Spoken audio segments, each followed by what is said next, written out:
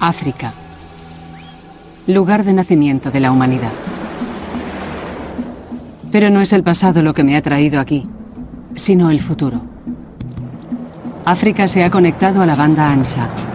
Y a medida que la World Wide Web crece y se extiende por el continente, va transformando todo lo que toca. La pequeña ciudad de Abiriu, en Ghana, es una de las últimas que se ha unido a la red global. Viajo en compañía de Sir Tim Berners-Lee, el hombre que inventó la red. Han pasado 20 años desde que hizo su descubrimiento, y ahora la división entre los que tienen tecnología digital y quienes no la tienen se está acortando rápidamente. La red está conectando a la humanidad. Y la cuestión es que ahora que el 20 o el 25% del mundo está conectado, ¿qué ocurre con el restante 80%? El centro de esta comunidad puede no tener un gran aspecto, pero es la nueva frontera de esta revolución virtual. Cuando esta gente entró en la red, fue como ir atrás en el tiempo. Los primeros días no podías evitar decir, ¿cómo podemos estar seguros de que esto llegue a los lejanos terrenos africanos? ¿Qué es exactamente lo que hemos creado en los últimos 20 años? ¿Qué significa? ¿Nuestro mundo digital es una bendición o una maldición? Si la red consigue enraizar en África como en otras partes, este continente será el siguiente en ser remodelado por la revolución digital. Pero, ¿qué ha hecho la red con nosotros a los 20 años de su creación? ¿Qué reserva el futuro a la gente de aquí y a la mayoría del mundo que aún no está conectado? La red es la revolución tecnológica que está definiendo nuestras vidas. Casi 2.000 millones de personas están ahora online. Y en los 10 años que llevo estudiando la red y escribiendo sobre ella, he visto que ha tomado el mundo y lo ha sacudido. La red ha creado una inimaginable riqueza y anima a millones de personas a trabajar por nada. Reta a la autoridad y a la vez permite que los regímenes espíen y censuren como jamás lo habían hecho. Y se la culpa de crear una generación de adictos a la red a la vez que ha abierto un nuevo reino de conocimiento. En esta serie conoceré a todos los pioneros y personas clave. A todos, desde Google a Facebook, de Twitter a Amazon. Las personas que han ayudado a traer este imparable poder de libertad, cultura y valores que han tenido un gran impacto en la vida cotidiana de todos. La red es la forma en que la humanidad se comunica ahora. Es como si Internet se hubiese convertido en un cerebro el más inteligente del mundo. Es una poderosa herramienta que tiene más potencial que cualquier otra que haya desarrollado la humanidad. El mundo estará cada vez más abierto, la gente recibirá más información y toda estará disponible para todos. Es una tecnología sorprendente y deberíamos buscar el momento para celebrar el poder y la riqueza que nos da. Esta es la historia de la red. Pero es más que eso. También es la historia de cómo la red está rehaciendo nuestro mundo.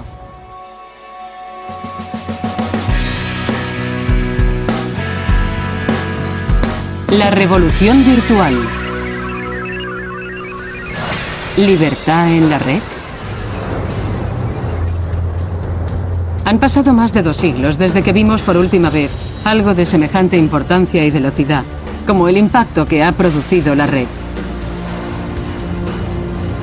La revolución industrial fue potenciada por lo que entonces era una radical y nueva tecnología, el vapor. Y ahora la red encabeza la próxima gran revolución. ¿Por qué? Porque hace con la información lo que el vapor hizo por la fuerza física, dar mucha. La red hace posible publicar y distribuir globalmente y de forma gratuita imágenes, palabras, vídeos y software global, instantánea y virtualmente. Un 25% del planeta utiliza ahora la red. La red es una revolución. Ha sido llamada la nueva frontera de la humanidad, que nos da igual acceso a todos, igual voz, el mismo potencial.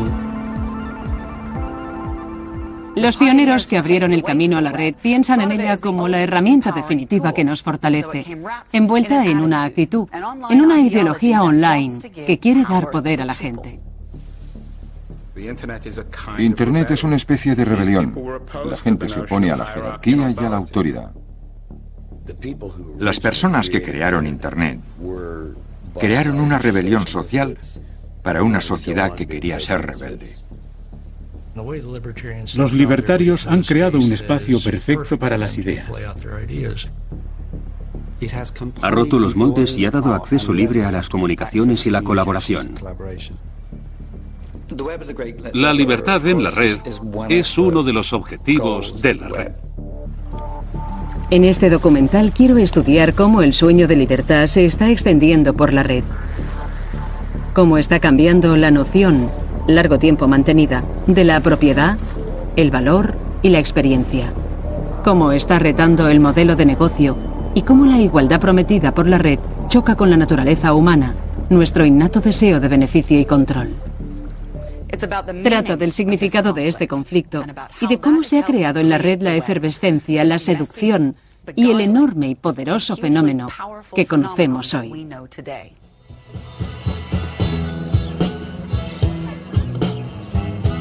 La calificación definitiva para la red es que es una poderosa herramienta que abre el acceso al conocimiento. Para averiguar cómo, he venido a uno de los nuevos pilares del sistema educativo norteamericano. No estoy en un colegio de la Ivy League como Harvard o Princeton, sino en la ciudad de Dixon, Nuevo México, donde están celebrando el Día del Trabajo. He venido a conocer a Einar Barán. Hoy está tocando la batería en su banda, pero en casa es bastante revolucionario. Einar forma parte de una importante empresa que usa la red para que la gente ordinaria cree algo extraordinario. Es un legendario y prolífico contribuyente de la Wikipedia, la enciclopedia online que se está convirtiendo en la fuente de información más importante del mundo. La primera vez que oí hablar de ella pensé que era una locura y que no era posible que funcionara. Es tener algo donde cualquier persona del mundo puede editar y que sea de confianza. Esa fue mi primera impresión. Más de 65 millones de personas de todo el mundo usan cada mes la Wikipedia. Y además de acceder al conocimiento, pueden ser autores y editar. El sitio tiene 14 millones de artículos, resultado de contribuciones anónimas de personas como Einar, que no necesitan ninguna calificación formal. Tengo una lista de más de 1000 artículos. Si alguien hace una corrección en un artículo, aparecerá en mi lista de comprobaciones. Y si estoy en desacuerdo, lo elimino. Y si están en desacuerdo conmigo, lo vuelven a editar. Esa es la premisa básica para cualquier persona que tenga acceso a un ordenador. Puede entrar y editar la información. La idea es que en vez de estar de acuerdo con los expertos y la élite, que maneja desde arriba, lentamente, el conocimiento emergerá de las masas y desde abajo. Retando a siglos de erudición, esta nueva forma de poder de la gente ha encendido una gran discusión. Yo desprecio la Wikipedia. Detesto la Wikipedia. Me espanta la Wikipedia. Pero la utilizo diariamente. Y es un milagro. Pero creo que el precio que se paga por ser tan rápida y accesible es que no es fiable. Reto a cualquiera a encontrar una fuente mejor y más rápida de conocimiento perfectamente aceptable para casi todos los propósitos que requieras como ciudadano normal. La Wikipedia es un ejemplo de cómo nos fortalece a cada uno y a todos nosotros. Ofrece algo gratuitamente, minimiza la autoridad y permite a que la gente ordinaria se una para dar forma al conocimiento. En otras palabras, satisface el sueño de libertad de los padres fundadores de la red. Para entender cómo la red aupa la Wikipedia, hay que conocer sus raíces en una cultura con deseos de libertad y libre expresión, que viene siendo así desde hace 40 años.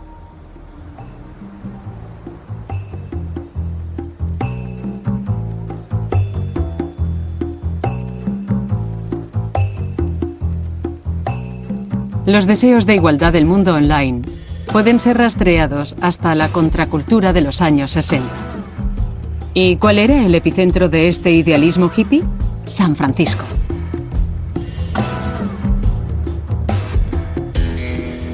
Nadie sabe qué ocurrió en San Francisco,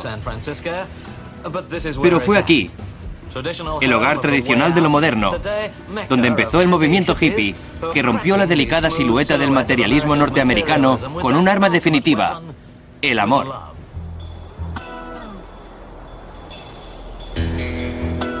En medio de la agitación, empezó a echar raíces una particular filosofía conocida como libertarismo. Era una mezcla de ideas de izquierdas y derechas. Rechazaba el control del Estado, el sistema legal y la censura, y enfatizaba la importancia de la libertad personal.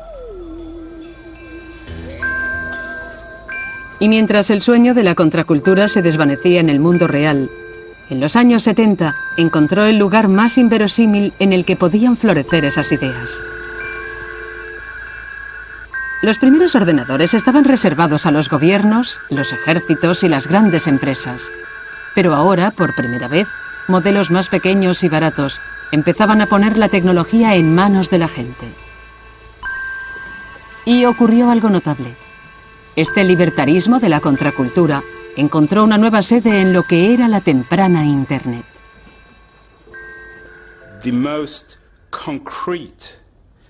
El legado más concreto de la contracultura es Internet.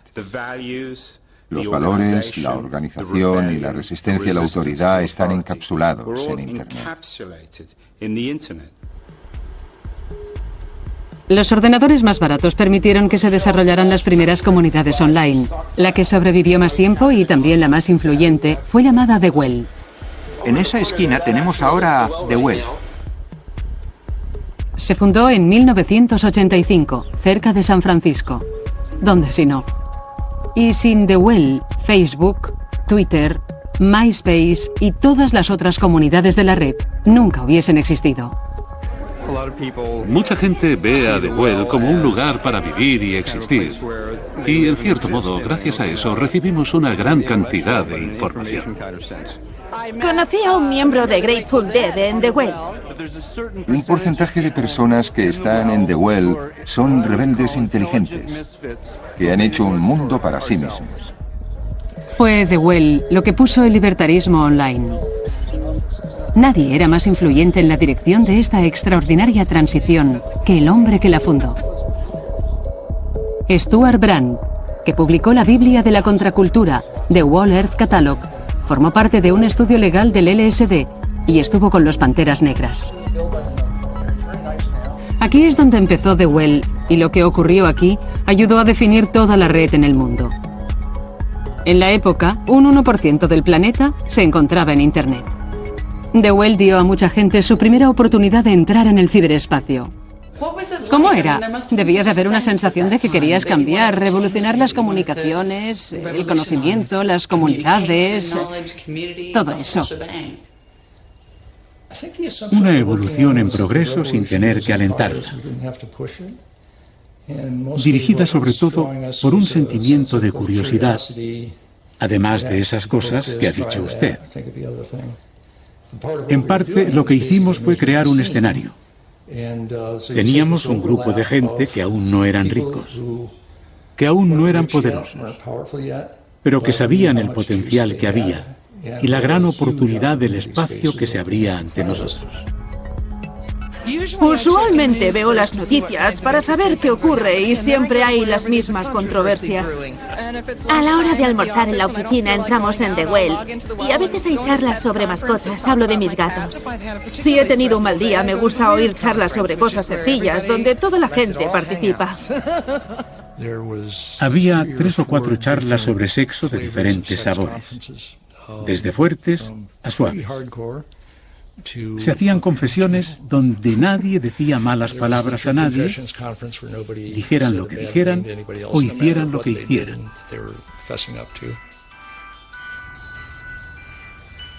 Muchas personas dicen que The Well infundió a la primera red con su todo marcha con la actitud. Y lo hicieron, pero para mí, lo que retó el orden establecido fue que un miembro de The Well tomara esa actitud y redactara una constitución radical para la libertad en la red. Tuvo que ser un momento clave para ayudar a crear la red tal como la conocemos hoy. El ciberespacio había encontrado un profeta. John Perry Barlow, el letrista del grupo de los 60, The Grateful Dead. Aceptó las ideas libertarias expuestas por muchos en The Well y empezó a darles forma. Y también consiguió que los miembros de The Well aumentaran. Cuando se supo que uniéndote a The Well podía chatear online con un miembro de The Grateful Dead, los admiradores de la banda se inscribieron enseguida. Los Grateful Dead habían estado online desde los primeros días de Internet y pasaban la mayor parte de su tiempo discutiendo y hablando de las deficiencias. ¿De Internet? Sí, de Internet. John Perry Barlow creía que Internet era un reto a la autoridad tradicional y que colgar información gratuita nos ayudaría a ser más libres. No tienes que controlar demasiado a la gente si puedes controlar lo que creen. Y puedes controlar lo que creen si puedes controlar aquello a que tienen acceso. Si puedes controlar lo que pueden saber, el resto es muy sencillo. Barlow ayudó a la influyente Electronic Frontier Foundation, que abogaba por la red libre. Se basaba en las creencias que refleja en su Declaración de Independencia del Ciberespacio. Gobiernos del mundo industrial, fastidiosos gigantes de carne y acero. Yo vengo del ciberespacio, el nuevo hogar del pensamiento. En nombre del futuro os pido a vosotros, el pasado, que nos dejéis en paz. No sois bienvenidos, no tenéis soberanía donde nos reunimos. No dejaban avanzar a la gente. Y se asentaron unas bases. Ya nos hemos escapado. Y va a ser un infierno intentar atraparnos.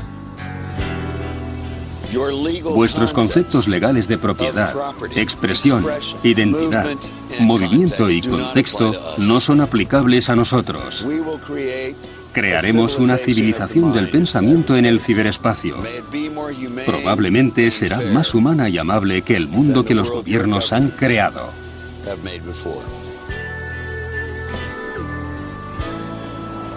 El manifiesto de Barlow decía que la autoexpresión no tendría límites y creía que ese fluir de información se confrontaría con la autoridad.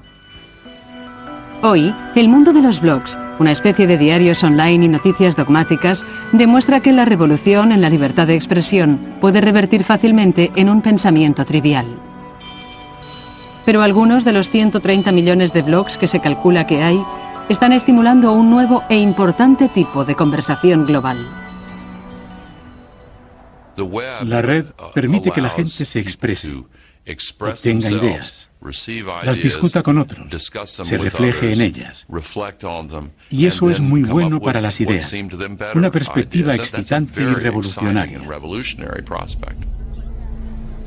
Utilizada de forma correcta, la red puede alterar totalmente el paisaje político.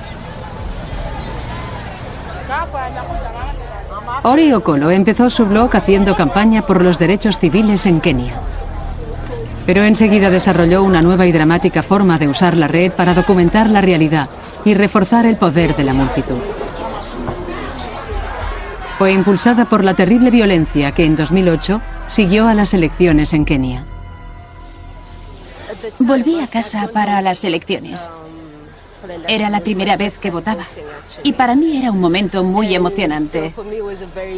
También cubrí en mi blog el periodo de la campaña y fueron unas elecciones muy reñidas. Creo que nadie pensó en lo que seguiría.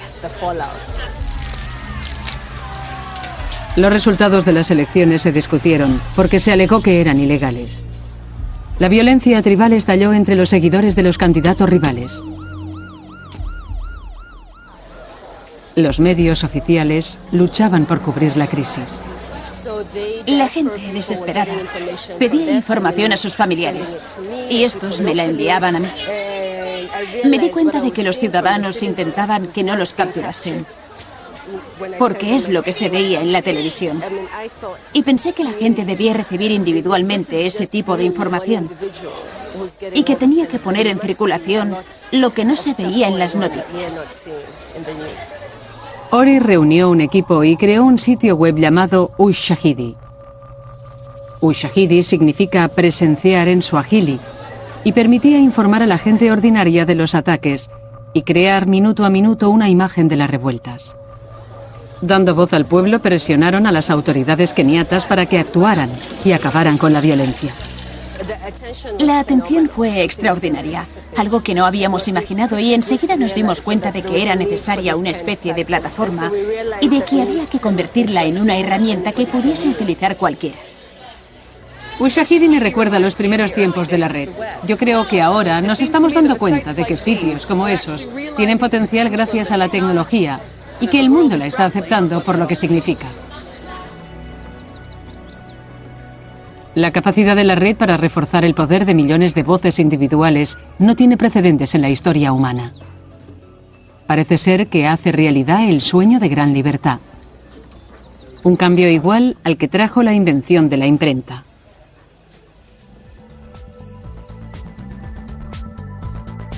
Hablamos de la red y de Internet como si fueran lo mismo, pero no lo son. La red es simplemente el enlace. La información y las páginas web llegan a nosotros a través de la infraestructura física conocida como Internet. Las raíces de Internet se remontan a principios de los años 60 en Estados Unidos, cuando el ejército y las computadoras de las universidades estaban conectadas por medio del sistema telefónico. El correo electrónico nació en 1965 y los patrones comunes empezaron a permitir que los archivos se transfirieran entre redes.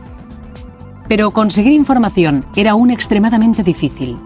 Los usuarios tenían que saber exactamente dónde estaba almacenada y cómo decirle a su ordenador que la encontrara para poder enviarla a otro ordenador.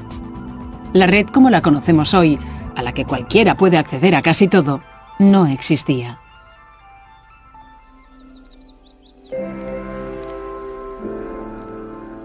En el mundo anterior a los sitios web, si entrabas estabas amurallado dentro de pequeños rincones del ciberespacio.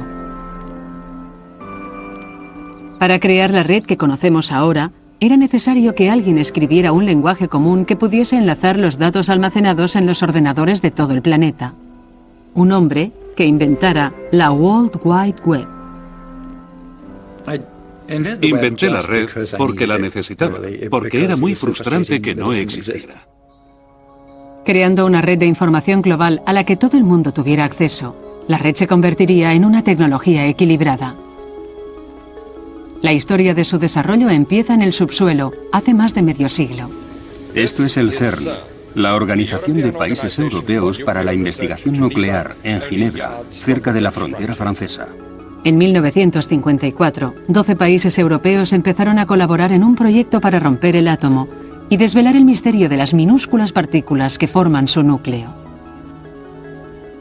Tim Berners-Lee empezó a trabajar allí en 1980.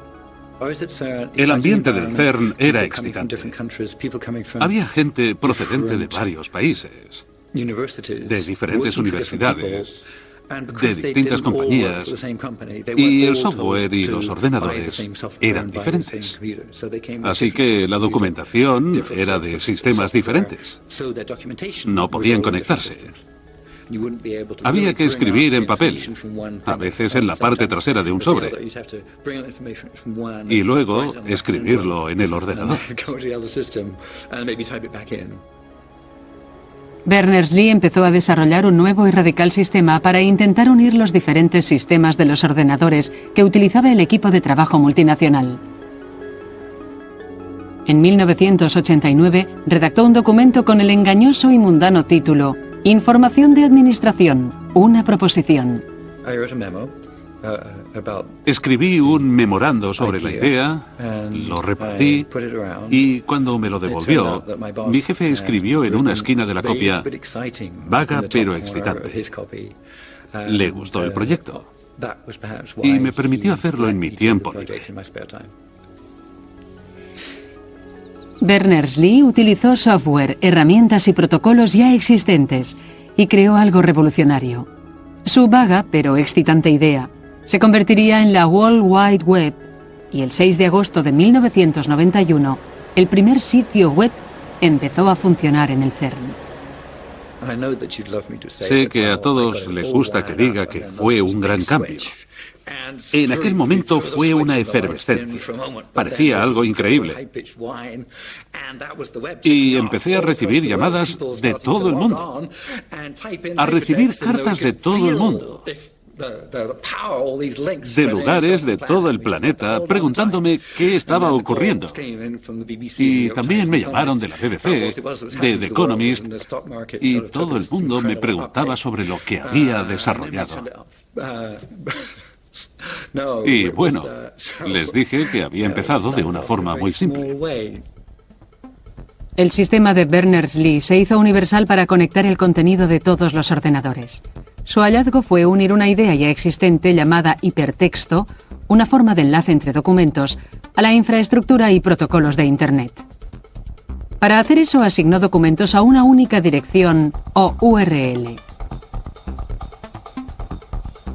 Esas fueron las primeras páginas web creadas y formateadas en un nuevo lenguaje universal llamado HTML, que podía enlazar con otras páginas web de cualquier ordenador conectado a la red. Solventando un problema técnico específico, la web abrió un universo entero de información a cualquiera que tuviera un ordenador. Era como un mundo nuevo y magnífico, una nueva democracia, una nueva forma de que la gente se reuniera. Parecía la forma más fantástica y radical de conseguir información, el desarrollo más fantástico y radical desde que en 1450 Gutenberg imprimiera su Biblia y sus primeros libros. El sueño de todo el mundo es estar conectado. La información va y viene y permite que la gente comparta la información.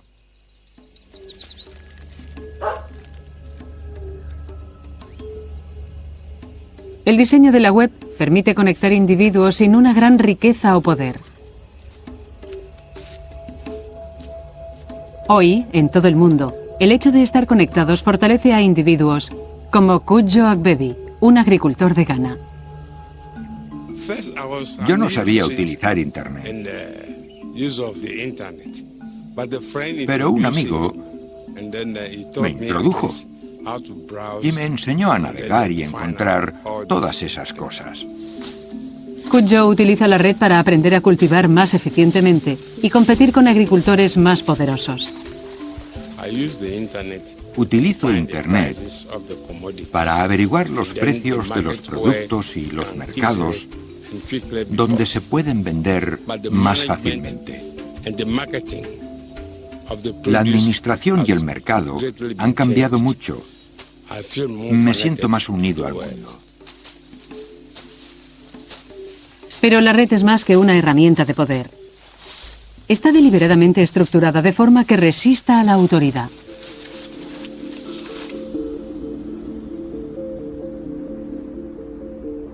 La red fue diseñada para que todos los usuarios tengan el mismo acceso. Nadie necesita pedir permiso para visitar un sitio web o para crear uno. Y en la red no hay gobiernos que impongan normas y regulaciones. No hay centralismo, ni autoridades que controlen. Es la igualdad definitiva. Lo que conseguimos con el desarrollo de la World Wide Web fue una solución técnica conseguida en el CERN, pero que era un sueño hippie. Poco se imaginaba entonces que la red estaba en ruta de colisión con las nociones convencionales del orden social y la jerarquía.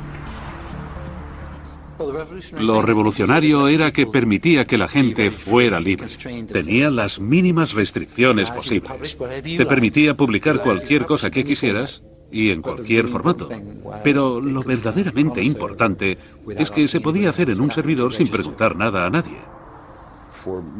En la mayor parte de la historia occidental ha habido un marco autoritario vertical. Dios arriba y nosotros abajo. Dios Padre, el Papa y el Rey. Y esa gran columna blanca estaba en todas partes. Pero de repente la autoridad, como materia técnica y política, era horizontal. Personas como Berners-Lee y el resto de la gente idealizaron esta noción por primera vez en la historia humana. Hemos creado algo sin un centro que no puede ser controlado. La razón por la que lo creamos es por esa gente que se oponía a la noción de jerarquía y autoridad. Así que no fue por accidente. Crearon su sueño ideológico. Y hubo una última cosa que convirtió la red en una especie de kriptonita que amenazaba con trastornar la sociedad y el modelo económico del siglo XXI. Se daría gratuitamente.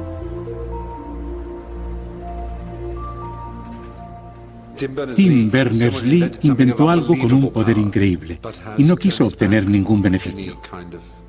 Creo que deberíamos celebrar eso, no su genialidad, sino que la World Wide Web funcione porque él la liberó, porque hizo que fuera libre para que todos la usaran. Y en ese sentido, es una fuente abierta. Deberíamos darle las gracias cada día por el hecho de que todos obtenemos provecho de la World Wide Web, por ese acto supremo de generosidad e idealismo.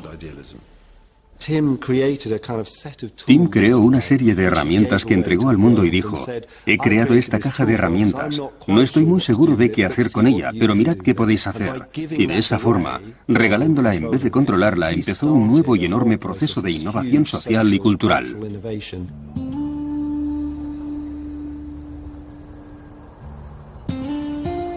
Pero el gran éxito de la web la convertiría en un gigante. La idea de que era un espacio creativo donde todo el mundo podía participar igualmente se enfrentaría enseguida a un modelo diferente que vería la red como un lugar donde comprar y vender en vez de compartir. Esto inició un ciclo constante de revolución y contrarrevolución que hoy sigue dando forma a la red. Y para entender la naturaleza de este conflicto, tenemos que dar un salto atrás en el tiempo. Era el año 1975. Pink Floyd sonaba en la radio. En el cine veíamos Tiburón. La guerra de Vietnam había terminado. Y ese fue el año en que el joven graduado Bill Gates salía de Harvard y llegaba a Albuquerque, Nuevo México.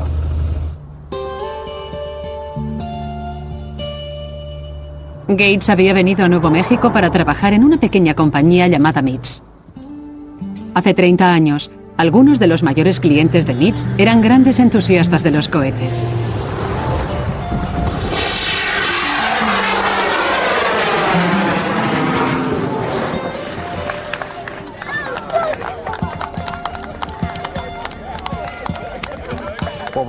Con los cohetes queríamos hacer algo más que lanzarlos y que cayeran.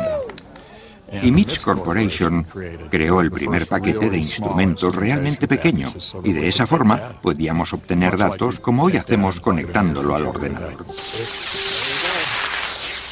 MITS empezó a hacer electrónica más sofisticada, creando el primer ordenador doméstico accesible,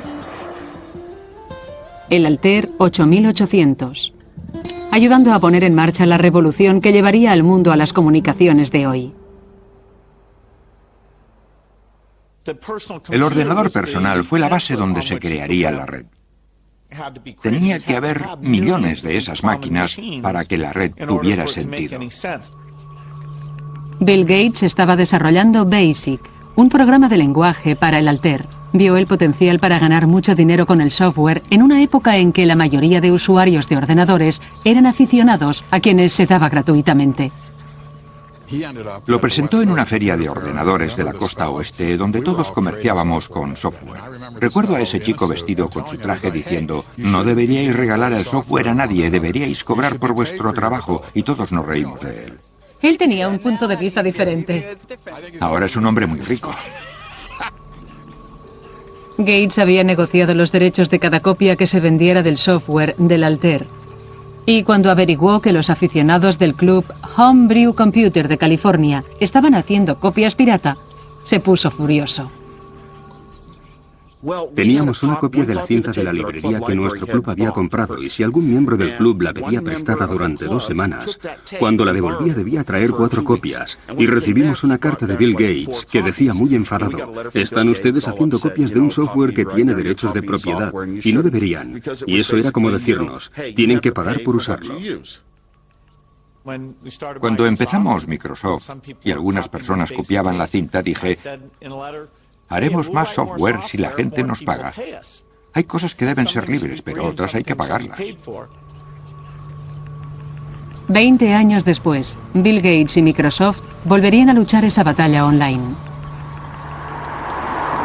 El software para la World Wide Web se había dado gratuitamente porque Tim Berners-Lee, como los primeros pioneros, creían que el mundo online debía ser libre para compartir. Para Bill Gates y para otros como él, era el mayor negocio y la mejor oportunidad del siglo. Los primeros tiempos de Internet parecían un nuevo punto de partida para los negocios. Era otra dimensión en la experiencia humana que hoy es difícil de entender y que no tenía nada que ver con el dinero. Cuando las empresas entraron en Internet, el objetivo del juego era ganar dinero. Antes, la red, Internet, estaba administrada por un cuerpo público y estaban prohibidos los negocios. Pero todo cambió en 1994. Y esas dos ideologías opuestas empezaron a luchar por el espíritu del mundo online. El conflicto más importante empezó en 1995, cuando Microsoft lanzó Internet Explorer y se preparó para barrer a la competencia. Obligaron a los fabricantes de ordenadores a vender máquinas que lo llevaran preinstalado. De la nada, Microsoft acabó teniendo más del 90% del mercado. Con este software podemos hacer cualquier cosa. La acción legal de los gobiernos evitaron el dominio total y el riesgo de que la red se convirtiera en una especie de experiencia de la marca Microsoft. Microsoft es un monopolio y lleva a cabo prácticas anticompetitivas que dañan la innovación y reducen la elección del consumidor.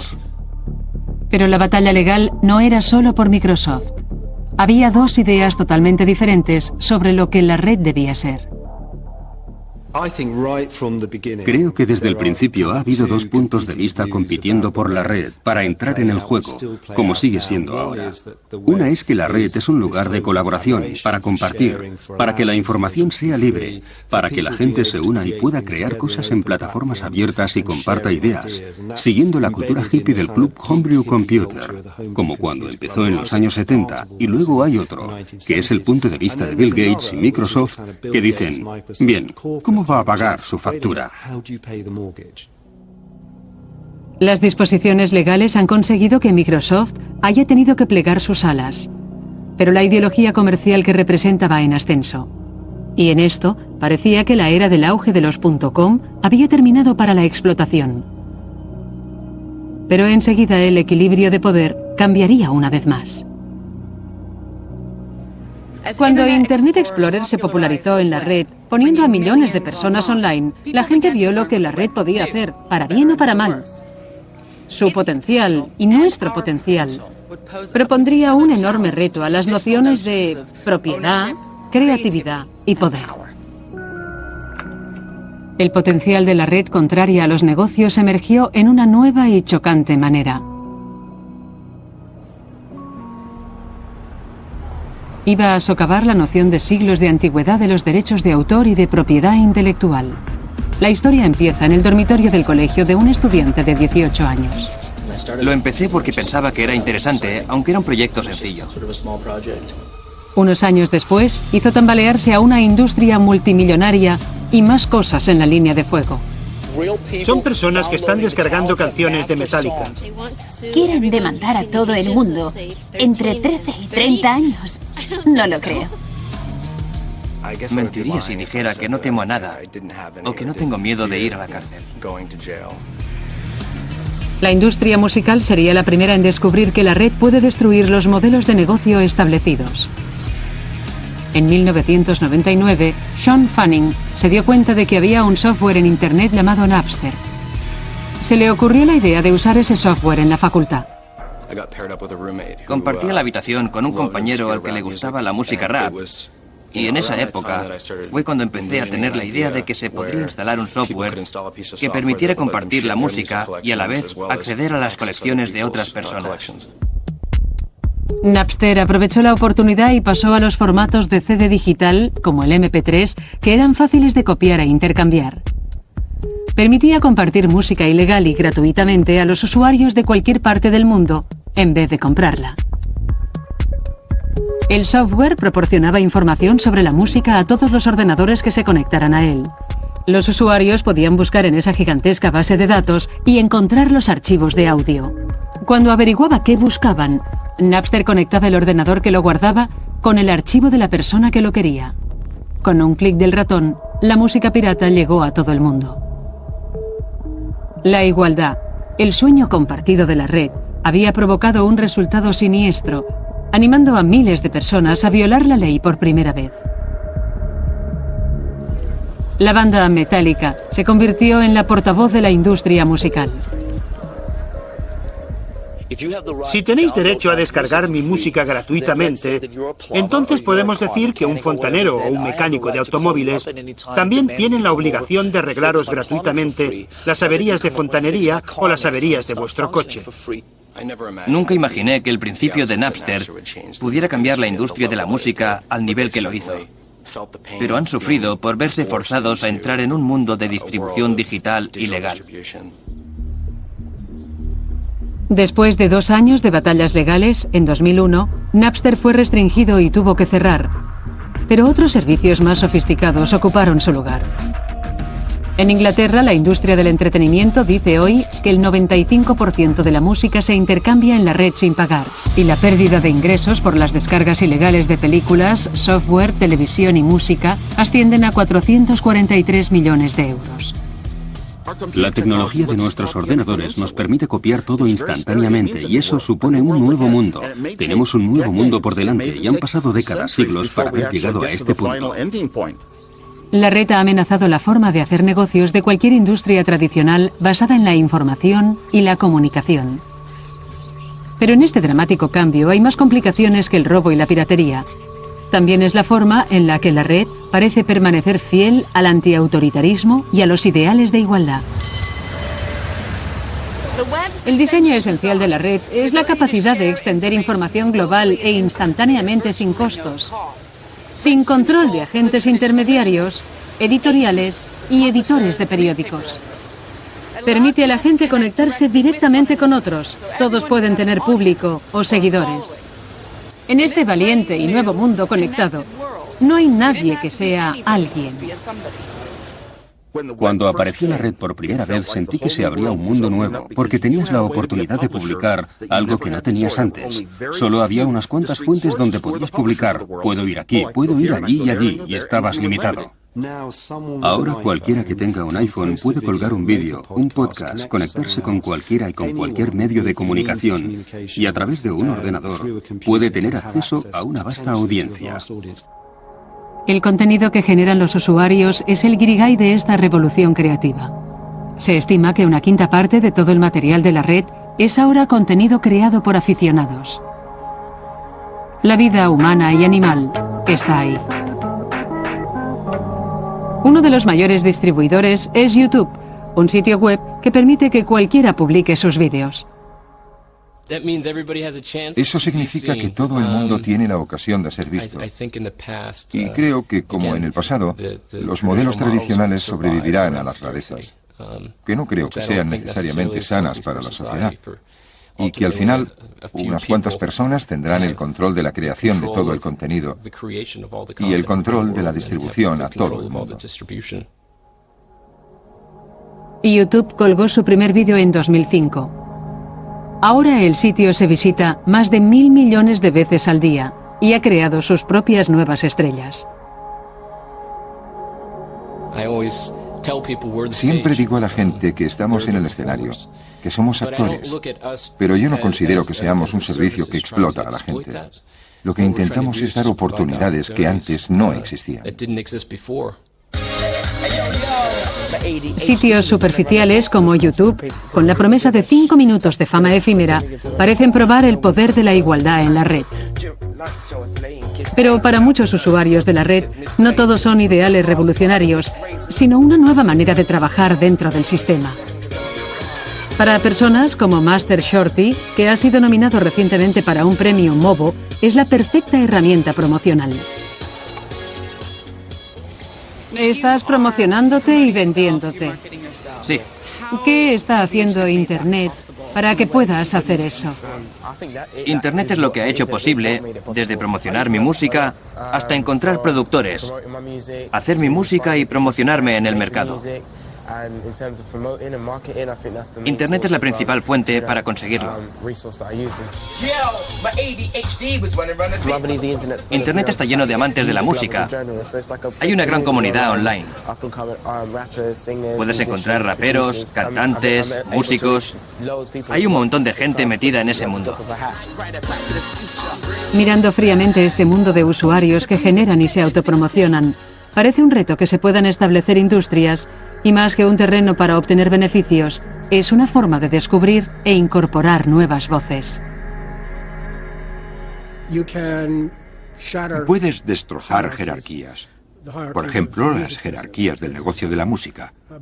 Pero al final, cuando seas conocido, tendrás que firmar con los estudios de grabación, como en American Idol. Las viejas jerarquías siguen estando ahí, luchando por adaptarse a esta nueva situación.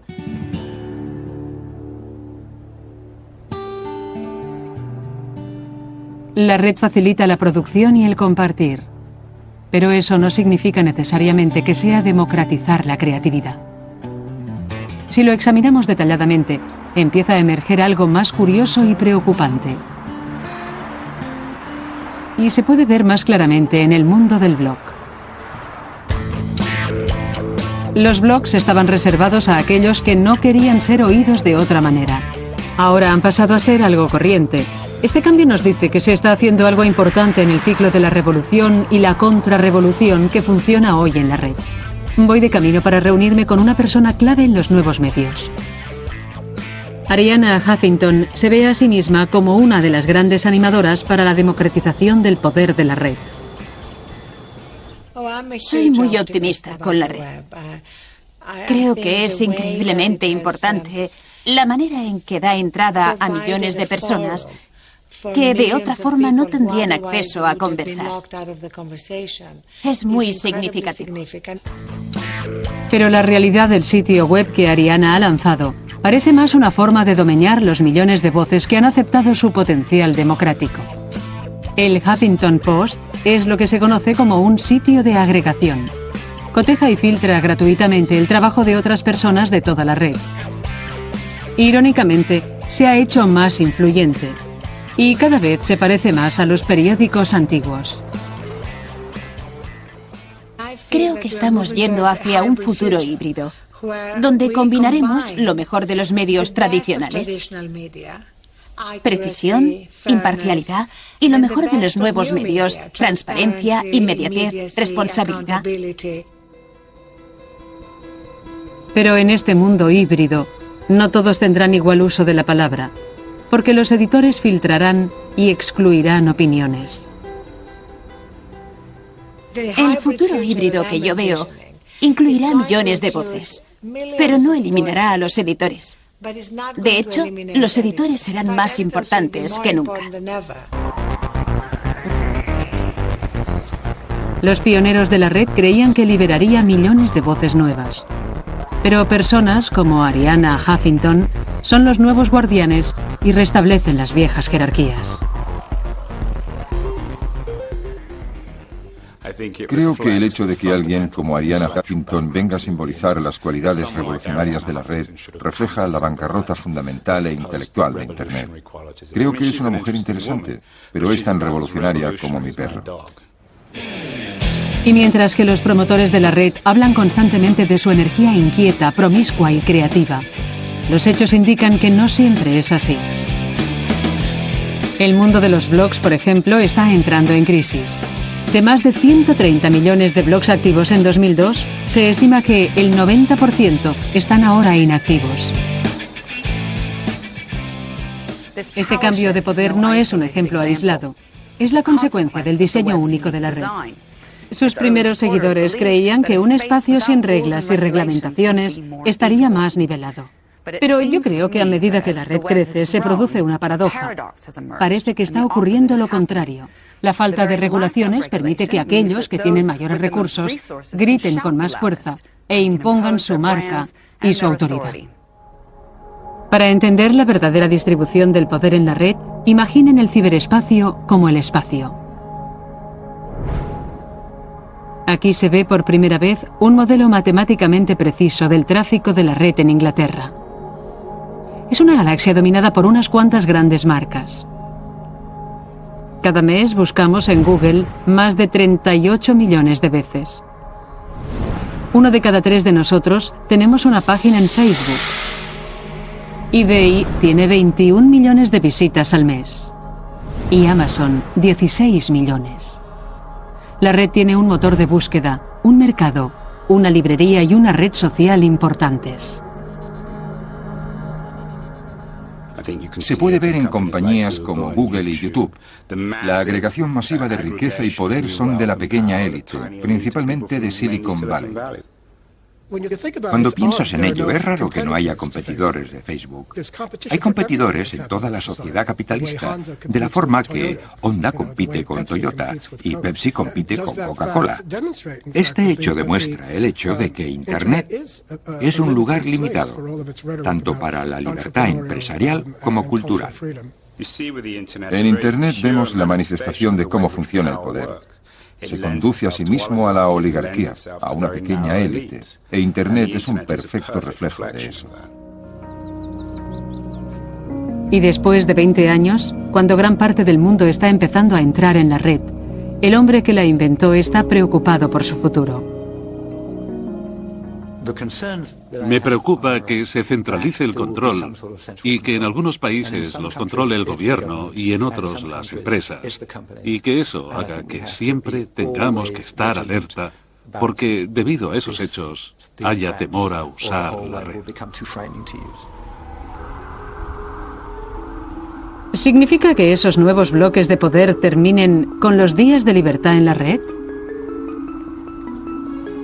¿Esa visión idealista de un espacio único, en donde todos somos iguales, es un recuerdo nostálgico? Este es el hombre que tuvo el sueño más libre de todos. Mi viaje ha completado un círculo y vuelvo a Wikipedia. Su creador quería liberar el poder de la multitud para democratizar todo el conocimiento humano. Jimmy Wales es el hombre tras la fuente de información más importante. En muchos sentidos, Wikipedia rompe muchas presunciones jerárquicas que tiene la gente. Resulta que es más fácil la igualdad cuando hay mucha gente participando y juzgando la calidad del trabajo de cualquiera por sus propios méritos, en vez de prestar demasiada atención a sus credenciales. Pero a medida que ha ido creciendo, Wikipedia ha tenido que luchar para mantener vivo su sueño de autoridad. Se ha visto obligada a endurecer sus reglas para evitar que sus páginas sean pirateadas. En vez de que la verdad emerja por consenso, cada vez tiene que ser más controlada. Tiene gracia que nos criticasen por ser demasiado igualitarios y ahora nos critiquen por ser demasiado elitistas. Y en algún momento entre eso hubo días en que todo iba bien y nadie se daba cuenta. Todo un sistema evolucionó intentando reconciliar el acceso abierto a Wikipedia por la necesidad de precisión y autoridad. Los editores pueden cerrar páginas, miles de administradores pueden borrarlas, 12 miembros de un comité de arbitración median en las disputas. Y en la cima del árbol está el propio Jimmy Wales. Estamos más estructurados que el sistema británico, que cualquier otro. Y ya saben que tenemos esta interesante mezcla de democracia, aristocracia, rechazo y equilibrio. ¿Cree usted que en la naturaleza humana están el elitismo y las jerarquías? No me gustan los términos que menciona en la pregunta, porque creo que cuando hablamos de élites y jerarquías, se piensa o se tiende a pensar en estructuras verticales de tipo autoritario, mientras lo que veo es que las comunidades pueden unirse, crear normas, modelos e instituciones para manejar ciertas cosas, pero también es necesario trazar algunas líneas y decir, en ciertos puntos no estás siendo constructivo y no eres veraz, no te queremos aquí. Hemos visto cómo la desenfrenada piratería de Napster y la libertad creativa que dan los blogs, YouTube y los eruditos aficionados de Wikipedia pueden igualar el mundo. Pero incluso en esos espacios web revolucionarios es inevitable que se produzca una contrarrevolución. La red está siendo colonizada por nuevos guardianes y élites. Y la pregunta que me hago es, ¿la red es inherentemente desigual porque se mira en las desigualdades y las jerarquías del mundo?